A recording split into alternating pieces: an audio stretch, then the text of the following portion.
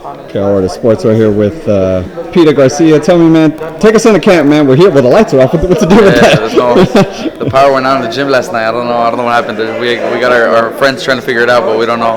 So we don't know what happened. Too much electricity going on in here, bro, in the ring and stuff. Tell me, take me into camp, man. How's Mikey was up at snack for a minute. Did he come back? Obviously, you were with him for a while up there as well. Kind of keeping him sharp and everything. Was that difficult to kind of balance I guess kind of like the strength, the strengthening of his body, and keeping that up with the boxing? We knew we had plenty of time. That's why we went up there so early. We went up there in December. His fight wasn't until March. We went up there early. So the first 5 weeks that he was up in snack, the 5 weeks that he was up there, it was just focusing on whatever Victor Conte, Basil, and Remy wanted him to work on, which was explosiveness, his strength, speed, agility, all that stuff. The boxing stuff came second at that point. We were just doing like 2-3 days out of the week we're doing mitts. Actually, like 2 days out of the week we're doing mitts. Another like 2 days he was doing heavy bag work with Basil, but with oxygen masks, with different stuff like that. Because we knew that once we got over here, we still had another 8 weeks of boxing, of sparring, of mitts, of just strictly boxing. And then once he was here, then the strength and conditioning stuff continued with Errol Hudson, who used to work with Victor Conte and their team. So everything worked out good. As soon as he got over here, it was like we didn't skip a beat. Straight to sparring, straight to doing all that, and then the conditioning stuff was with Errol Hudson, and it was good, man. It was really good work. That's a long camp, man. What is that, like a 13-week camp? Is that like normal, or is that, obviously it's not a normal fight, it's not a normal circumstance, so it needs to be different. We usually do 10. He did a few weeks extra, which was a lot of strength work, but the whole time we were in San Jose, it was, if he wasn't working out, he was doing recovery stuff, which was the hyperbaric chambers, the massages, just different stuff. So he was fresh. By the time he got here, right now, he's the last few weeks that he's been peaking and sparring, doing 14 rounds of sparring. Just good, man. It's been perfect. It's been a perfect camp.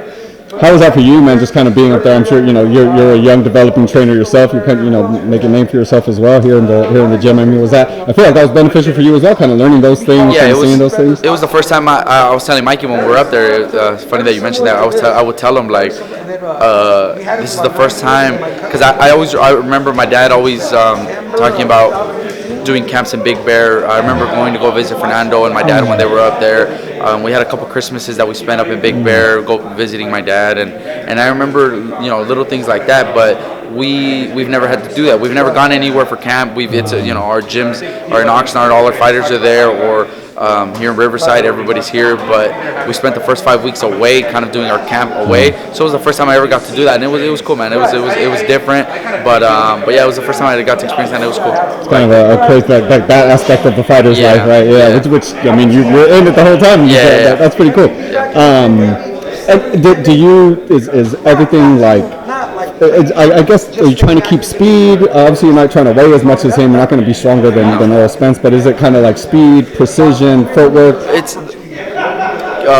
all the stuff that Mikey's already good at in terms of his timing, his boxing ability, his speed, reflexes, his defense. That's what we've been working on. Just making sure that's all intact. The only difference is that he's gained a little bit of muscle.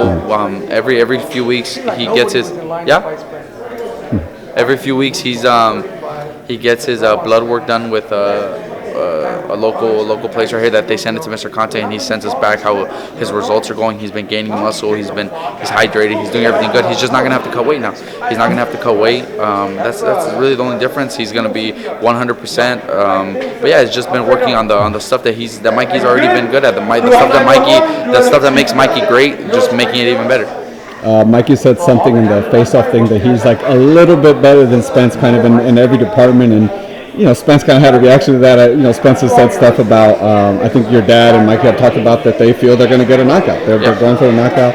He said stuff like, keep that same energy, things like that. Do you feel that those little things are somewhat getting to Spence? And I mean, this is his first pay-per-view. This is kind of the biggest stage he's been on. Well, he seems like a very confident guy. No, I don't think he's. I mean, he's taking the fight serious, but I mean, he said he watches all the videos. He said he gave Ellie a shout out on the face-off. He said, "Oh, I watch you on ES News." So, I mean, maybe, but I don't know. We're not focused on what Errol's doing. We're focused on what Mikey's doing, how he's looking in camp. I don't really care what Errol says or what he's doing. He's gonna, or even if whatever we say, we're gonna go knock him out. Whatever. March 16th, they're gonna have to fight, and that's it. Yeah. I guess for you, man. How excited are you, Matt? Your uncle, you know what I mean, in one of the biggest fights of his, if the biggest fight of his life. I mean, I know you're trained over, you got to kind of, there's that line there, but I mean, still, Yeah, we've been in some big fights with different guys. My grandpa with Fernando. I was younger. I don't remember those fights too much, but Fernando was in huge pay-per-view fights. And then my dad had Maidana, Brandon fighting Pacquiao.